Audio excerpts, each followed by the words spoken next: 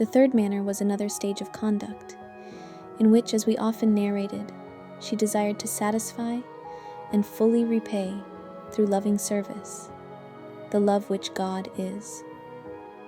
To fulfill this desire efficaciously, she put forth not only her interior affections, but all her bodily forces, and she compensated, with the most fervent desire of her heart, what was lacking to these forces.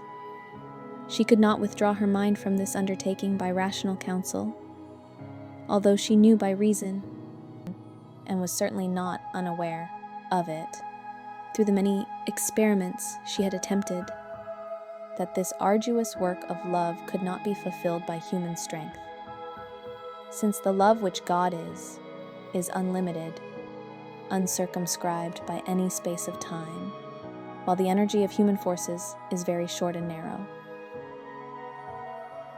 Sometimes the good soul has another manner of loving, which has many sorrows connected with it, namely when it desires to satisfy and yield to love in all service and all obedience and all loving submission.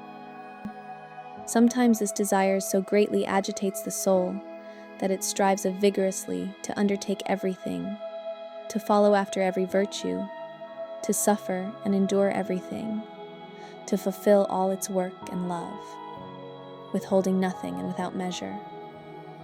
In this state, the soul is very ready for every service, and is eager and unafraid in labor and sorrow, yet it remains unsatisfied and unappeased in all its works. But aside from all this, its greatest sorrow is that it cannot satisfy love according to its own great desire, and that it is necessarily so, lacking in love. It knows well that such fulfillment surpasses all human capacity and all her own strength. For what the soul desires is impossible and improper for any creature, namely that the soul alone could serve, love, honor, love, in accordance with love's dignity, and moreover, do this as much as, and innumerably more than, all human beings on earth, and all spirits in heaven, and all creatures above and below. With full well and strong desire, the soul wills to supply what is so greatly lacking to its works, but it cannot satisfy this desire. The very fact that she found her own capacity obstructing her sometimes increased the rigor of her desire, as usually happens.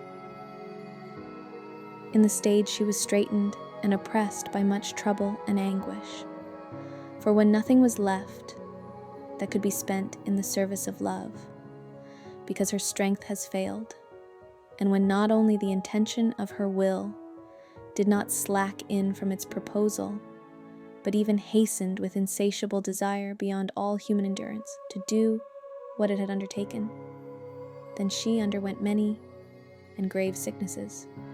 As she herself said, she was in a way leading the life of hell, undergoing death while living, dragging along in much trouble of heart and weakness of body, until the heavenly mercy, with its usual kindness, changed this intolerable state for a lighter one.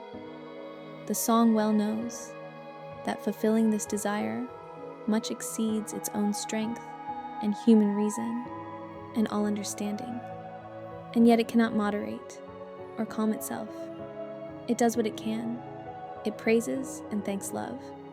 It works and labors for love, desires and sighs for love. It gives itself wholly to love, and it perfects in love everything it does. All this gives the soul no rest. What it ought to desire but cannot attain is a great pain to it. Therefore, the soul must remain in agony of heart and dwell in grief.